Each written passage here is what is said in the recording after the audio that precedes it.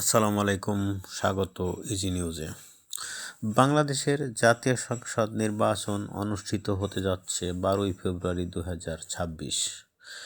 বিএনপির চেয়ারম্যান জনাব তারেক রহমান বাংলাদেশের জনগণের জীবনমান উন্নয়নে দিচ্ছেন একগুচ্ছ প্রতিশ্রুতি, যার মধ্যে রয়েছে নিম্ন আয়ের মানুষের ওয়াইফাই ফ্রি, সারা দেশের ফ্যামিলি কার্ড দেওয়া হবে একটি অস্বচ্ছ পরিবারকে, গড়ে তোলা হবে নিম্ন আয়ের মানুষের জন্য উঁচু বিল্ডিং, যার মাধ্যমে আবাসন সমস্যা সমাধান হবে। এছাড়াও শিক্ষা এবং স্বাস্থ্য খাতে রয়েছে তার ব্যাপক প্রতিশ্রুতি, যা বাস্তবায়ন করবেন জনগণের ভোটে নির্বাচিত হলে এবং জনগণ বিএনপিকে ধানের শীষে ভোট দিয়ে নির্বাচিত করলে।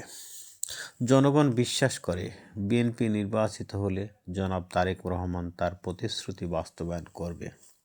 এটা নিঃসন্দেহে বলা যায়, কেননা তিনি সুদীর্ঘ রাজনৈতিক ক্যারিয়ারের অভিজ্ঞতার কোনো ঘাটতি নেই বলে জনগণ এখন স্বচক্ষে দেখছেন এবং অনুধাবন করছেন। অতএব আমরা ধানের শীষে ভোট দিব এবং জনাব তারেক রহমানকে তার পরিকল্পনা অনুযায়ী প্রতিশ্রুতি বাস্তবায়নের সহযোগিতা করব। কুষ্টিয়া 3 আসনের সংসদ সদস্য ইঞ্জিনিয়ার মোহাম্মদ জাকির হোসেন সরকার কুষ্টিয়াকে একটি শিল্প, সাহিত্য এবং সাংস্কৃতিক রাজধানীর যে বাস্তবায়ন রূপ দেবেন সেটা তার প্রতিশ্রুতিতে উঠে এসেছেন। তিনি বলেন, কুষ্টিয়া শহরের শিল্পকলা একাডেমির মাধ্যমে স্থানীয় শিল্পী এবং কলাকুশলীদের সাংস্কৃতিক উন্নয়নের ব্যবস্থা করা হবে।